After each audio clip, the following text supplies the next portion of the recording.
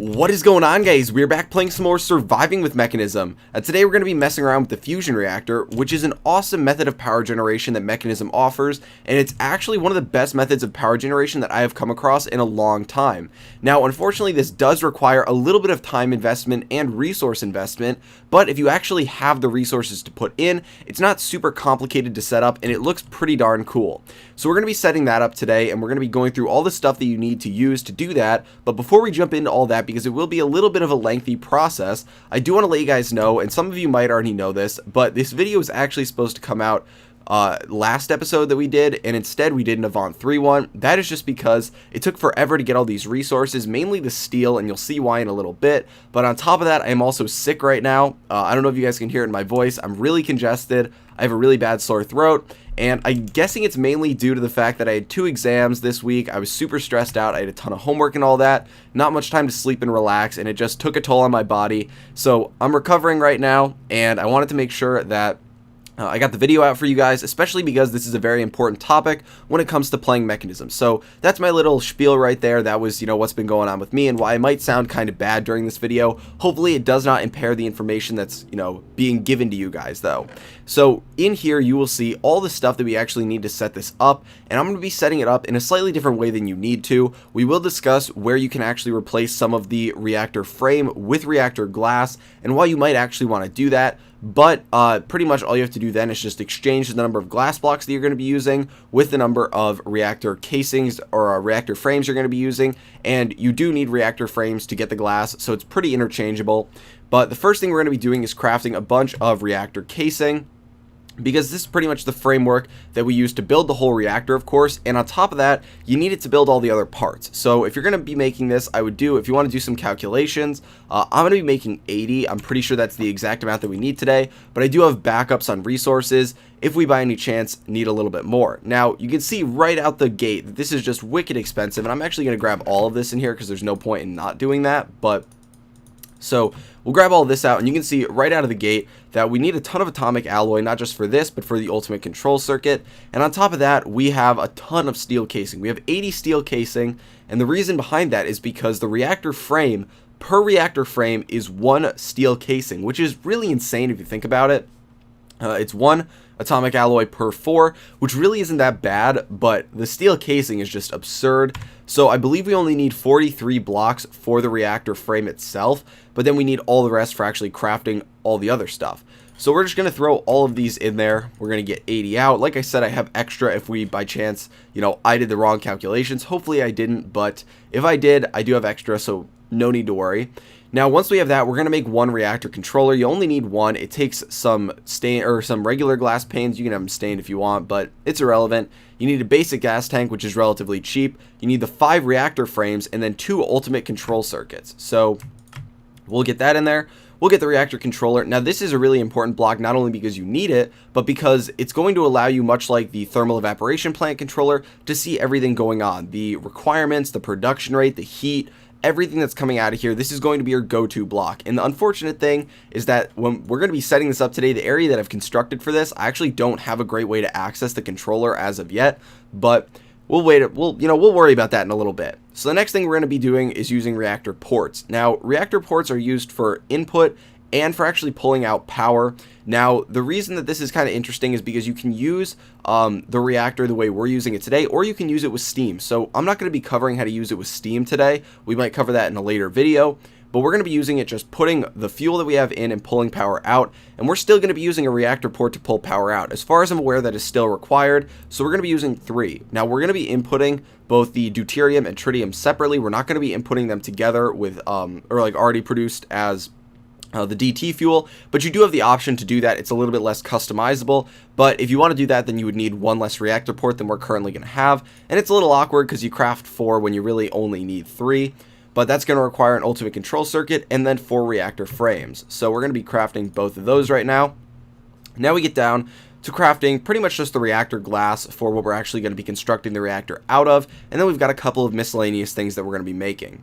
So this one right here is the reactor glass. I'm going to be using 20 reactor glass for the reactor today, but you really only need, I want to say, you actually don't need any reactor glass. You can use this interchangeably with certain reactor frame blocks, and I'll cover how you can use that. basically the general gist of it, if you're curious right now, is everything needs to be outlined in Reactor Frame, but certain areas you will have an entire side that only needs the outer edges to be Reactor Frames, and the rest can be glass. Now, the reason I'm doing this is because it looks pretty darn awesome, and I actually might add more later, but if we want to be able to see that the reaction is occurring visually, then we're going to be using this. So we're going to craft 20 of that. I want to make sure that I don't use all of this glass up, and then the next thing that we're going to be crafting is going to be the laser, and let's see right here. So a lot of this stuff is used for prepping, and I will go over that. I already have it crafted, but we're going to be using the laser focus matrix. So that's going to require 4 reactor glass, so I actually might need to get a little bit more reactor glass, but you get 2 of these. You only need 1, so we will get that out right now. And I think I'm going to actually craft a little bit more reactor glass, because I'm pretty sure we do need 20 blocks. I think we need 19, but I think I had extra. I'm trying to think about so this is the amount that we should have. We should have 43 reactor frames. I don't know where this glass is from. It might have just been hanging out in my inventory, but we have all this stuff that we're going to need to actually make this. Now, I do have an ultimate energy cube. This was horrific to create, and you probably shouldn't use this. You should use an induction matrix, but unfortunately, my induction matrix hasn't been upgraded that much, and so I decided we'll use this for the time being, because I don't know if I'm going to continuously run this right now. I may switch it on later when we need actually like a ton of power, but right now, we're just doing this so that you guys can see how it actually works. Along with that, I have this gold dust and this coal right here. So if you don't know, to actually start up the reactor, you're not only going to need fuel, but you're also going to need what's called, I believe it's pronounced a hologram. So it's H-O-H to get it to come up. So it's right there, hologram, whatever you want to call it. Pretty much what this does is it stores a very small amount of DT fuel, but when you shoot out your laser to heat up whatever fuel is inside the reactor, you require this hologram to be filled up, so it's kind of got something to jumpstart it with. So we need to make this. It's really easy. You just metallurgic infuse 4 gold dust with carbon. So I actually don't know why I have the coal, because I already have coal in here, and that's also not the most effective way to put the coal in there. But we've got our hologram now, and now really all we need to do is put the fuel in it, and all that stuff is down here. Now I think this looks really pretty awesome down here. It's a little weird because the glowstone is right at the edge, but this area is going to be so that we can look down and see that, and eventually I might have to put like a hatch here, because the reactor controller is going to be like 2 blocks down from this so that we can access it, but we'll just come back up here and drop down when we need to look at it today.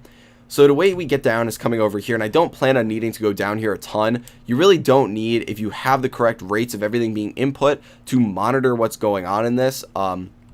There's really no threat of explosion. It'll just stop running, and yeah, that's really it. So down here is the setup that I've been working with, and I'll cover all this stuff, but this is going to be kind of your prep. So, you know, if you're working in a kitchen, you got to do a bunch of stuff before you can start cooking. Well, before you can start getting this to work, you need to charge up a laser. So right here, we have what is a laser. If you look it up and you search up laser, you'll get all that you need. So right here is the regular laser. All you do for this is aim it at something and you just give it power. Now I've disconnected it because this can actually destroy blocks if it's just hitting them directly and they're not actually meant to be hit. So over here I had a little bit of an issue where I turned it on and I completely forgot, and it went straight through the glowstone and just started mining through the ground. So there is a pretty big hollow like space back there if you end up breaking some of the blocks that I've covered it up with. But pretty much what these do is the laser is going to allow you to heat this up. But unfortunately, the laser doesn't produce enough power at once to get it started, because you do need to get this relatively hot to get the reactor to start working. So what you can do is use a laser amplifier. Now what this does, it's what we've got right here. Pretty much, it allows you to store energy in terms of like heat energy that you're getting from one laser or multiple lasers that are being aimed at this, and it pretty much stores it in here that you can let it out with one big burst. Now you want to make sure that you've got the redstone signal set on something so you can flip a lever. If you don't have that, it'll just continuously output it and it won't store anything. Now there are certain settings in here that you can mess around with in terms of the minimum and the maximum that it can fire out and have. And then if you want a delay on it, but there's really no point in using those for the purpose we're using it for. Now the last thing I want to talk about is what's right behind this, which is, I actually don't know the name. It is a laser tractor beam. Now pretty much what this does is it allows you to redirect lasers. So it's got one side that it's going to be output on, so the other 5 sides can have lasers shot into it, and it will allow them to collect, since if you're shooting it into this, you don't have as many sides as you can, possibly want to charge this up, because the more lasers you have, the faster it'll charge. Now you might notice if you hook up a bunch of lasers, the beams will slowly get bigger and bigger and bigger, so it looks pretty darn cool. But for my purpose, I just let the laser on overnight and it charged this up to a fine amount. I would suggest using roughly 1.5 gigajoules if you're going to start it out. You do need a relatively large burst. You definitely don't need to fill up this whole thing, but if you put in too little, it'll heat it up a little bit, but it won't get it high enough to start the reaction, and then you've just wasted all of that energy you stored. And this is a fair bit of energy to get. So you can hook up a ton of the laser tractor beams to get a whole setup that could charge this in no time at all. But really, just throw 1 or 2 lasers in there, aim them together at this laser amplifier, let it charge up, and then you'll be good to go. Now, both of these output on the side that's got this little red dot on it, where the rest of them, it can be input. So just something to keep in mind when you're actually aiming it. You probably want to aim it before you start charging it. But really, we're pretty much ready to go, except for the fact that I totally forgot I do need to go. Actually, we don't need to craft a lever because we can just turn off the redstone signal requirement when we need to have this go on. So now we can start crafting the actual reactor. So it's kind of cramped in here, but it won't be an issue once we finish setting this up because we don't need to access many of the other sides. So the base level is going to pretty much be what I would consider to be a sort of like a diamond shape. So it's going to be like this, where you have 3 in that direction, 3 in this direction, and it's going to be like that. So this is the first layer shape. You're going to be making this all out of the reactor frames. The next layer is going to be starting on the outside, and it's going to be going like this. Now, I actually kind of want to do, let's break this. So we're going to do it like this, and we're going to wait to fill in these blocks. And the reason behind that is because we are going to be using the reactor glass there. So we'll put reactor glass down here, here, here, and it pretty much allows you to just see into the reactor. But as you can see, these blocks right here are on the outside of the reactor glass. It's not actually on the very outside of the machine. So these are kind of keeping it encased in here. So this can still be reactor glass. Now, you don't need to fill in the corners for this layer, and I'm going to wait to do this side until I've done the rest. Now, what we're going to do is make this right here out of reactor glass, and we do need to fill in the corners with reactor frame. So we'll put reactor glass down over here, reactor glass down over here, and both the corners are filled in. And then this corner is going to have that, and this corner is also going to have that. Now, the next layer is going to be the same as the one before what we just did. So we're going to be putting down the reactor glass in the center of these and going like that. And there we go. So we've got some reactor glass left over. Now, these are completely done and ready to go on these sides. The last thing we need to do is finish the top off, and it's just going to be the same shape that we did before. And as you can kind of already see, pretty much the main idea is you need to have a reactor frame on every single side of this if it's going to be on the outside. So none of these are actually in contact with basically the edge of the reactor. It probably has something to do with the pressure that would be exerted on them, something along those lines inside of it. Not exactly sure, not going into nuclear engineering, so I can't really say exactly why, but I can speculate. So this should pretty much be done on this part. Now, all we have left is to add in the rest of the reactor frames, the reactor ports, the laser focus matrix, and the rest of the reactor glass. So what we're going to be doing is putting in, we have 3 reactor ports, so we can actually put them all in. I'm going to stagger them, and I'm going to go like this.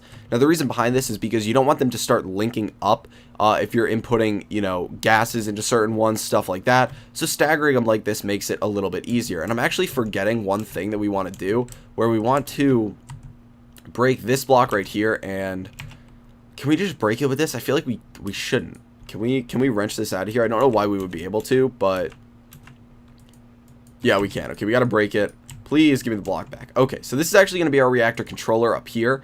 And it says it's incomplete. I completely forgot about that. But yeah, that's at the center of the top.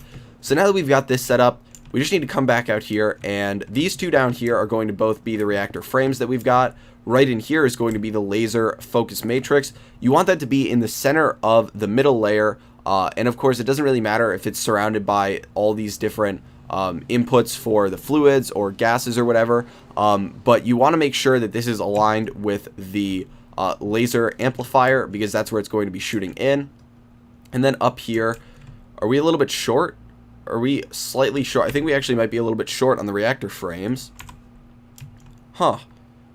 Yeah, it looks like we are. So I think this block can be, yeah, so I'm going to go off camera, and I'm going to make a couple more of the frames, and then we will be right back. Okay guys, so I ended up making the reactor frames. I put them up where they needed to be, which would have been right there and right there, I believe.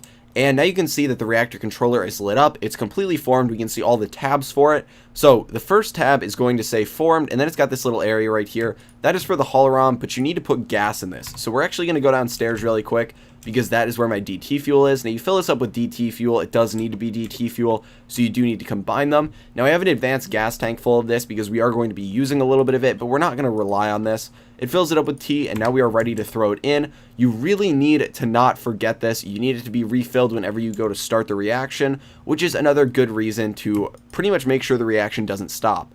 Now that we have that, we can look at the rest of the different things in this tab. So if we look at the Reactor Controller tab, where it tells you all the statistics, we're going to be doing air-cooled, but you do have all the statistics for water-cooled that you would need, but it tells you the minimum injection rate, which we'll go over in a second, the ignition temp, which is pretty much telling you how, like, you need to shoot in energy or heat so that it can get to that temp right away and ignite. Then it has the maximum plasma temp and casing temp that they will get to, and then the passive generation, which is currently 0. So that's pretty much all the stuff you need to know starting it out. All that's important is the minimum injection rate, which does change between the two, but everything else is pretty much the same. So if you're doing water cooled, then you need to make sure you have a minimum injection rate of 4. Now if you want to change the injection rate, you go into the fuel tab and you pretty much edit the rate. Now this is tritium, this is deuterium, that's DT fuel, and it's got an injection rate of 0 right now. If we were to type in 2, you could change it. But we don't have any fuel going in there right now anyway, so it's kind of irrelevant, but you want to make sure it's on that before you start. And then if we look at the heat tab right here, it does have water and steam down here. It's got its internal energy buffer right here, and then it's got the plasma and the casing temps right there. So you'll be able to see that it'll heat up and it'll start gaining energy as the reaction goes on, but these two tabs down here are kind of irrelevant considering we're only working with the air-cooled one right now, but we actually should be pretty good to start setting this thing up to, you know, fire it off. Now I will leave that uncovered up there just because I want to be able to look in there and actually see the statistics once we get it running, assuming nothing bad happens with this. But before we do that, I do want to set up the ultimate energy cube, and I'll push this. I guess we can just put it right here, why not? And then we'll throw down, I did make some ultimate universal cables for this. I seem to have lost one along the way, but it's probably just in that chest up there. So we've got this thrown down. It should be pulling it into here, which should have an input. We'll just make all the sides input, even though it's only going in the top. So that'll be pulling our power out. Now you can change the settings on this if I were to configure this to being the output, but I don't actually think that's important. We'll leave it as input for now. I only think it's important if you're using the steam to pull it out, but the rest of these are going to be inputs. And you can see that I've got some quantum entanglo porters up here. This one is set to tritium, the other one is set to deuterium. Now if you did see my live stream, and it was a while ago, you would know that I complained a lot about having issues with things causing lag in the base. So I took a chunk loader, I moved a bunch of things away from the base, and I put them all over there. Well, I did a lot of work over there setting up stuff to produce deuterium and tritium, not just the stuff outside the base, but to produce enough for this to continuously run. Now, the only unfortunate thing is it's getting power from solar panels, so if it ever becomes nighttime, this whole process is going to stop. So I do need to fix that, but for the time being, it'll do. There should be a good enough backup there that this should be able to work, and we're pretty much just going to want to make sure that we set all this up with the pressurized tubes and pretty much just pull it over like this, get it hooked up there, and do the exact same thing over here. And then we're just going to want to change it so that these are outputting for the gas. So side config, gases, and we're going to set this whole thing to output with an auto eject on. And you can see it's now being input in here. And then we come over here and we will do the same thing for gases. So output on all of them and auto eject. So now these are both going in here, and it should all be good to go getting fuel in the top. But you'll notice that I still have this advanced gas tank of DT fuel. Now, this is not something that I have seen any information on online. I've only seen that you need the hologram with the DT fuel in it, but when I practiced setting this up in creative, getting it working, it would never ignite even at the right temp without DT fuel actually in when it was starting. And when I say in there, I actually mean stored in there as fuel. So I'm going to put this in. I don't know if you need it, but I would suggest just making some and throwing it in there. So what I'm going to be doing is I can just pull this all the way over and use this port down here. So let's break this right now, and let's just put in the basic pressurized tube with the DT fuel right over here. Now that should be inputting it in there. We can go upstairs and check real quick to make sure. I don't think those need to be set to actually input in there, but let's go check down in here.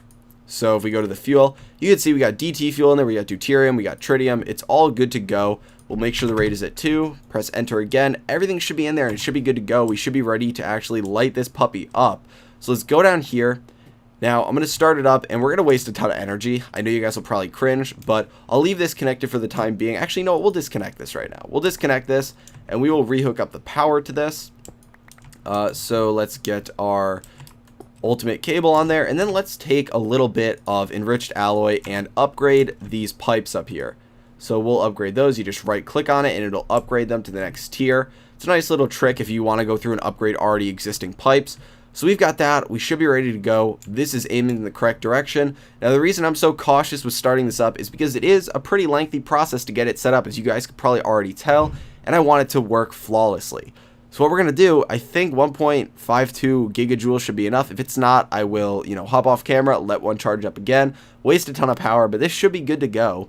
So it might be a little bit loud, but let's turn this off and really just hope that it works. And there you go. We blasted it. We can set this back on to high. So there's nothing in there anyway, but this is the noise it makes. This thing is going right now.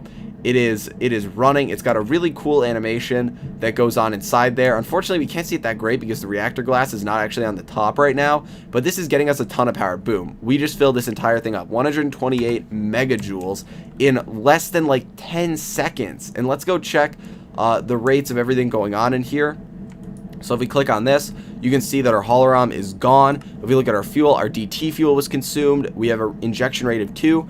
So we got these going perfectly fine. The statistics, it is generating 500 kilojoules a tick. That is absurd.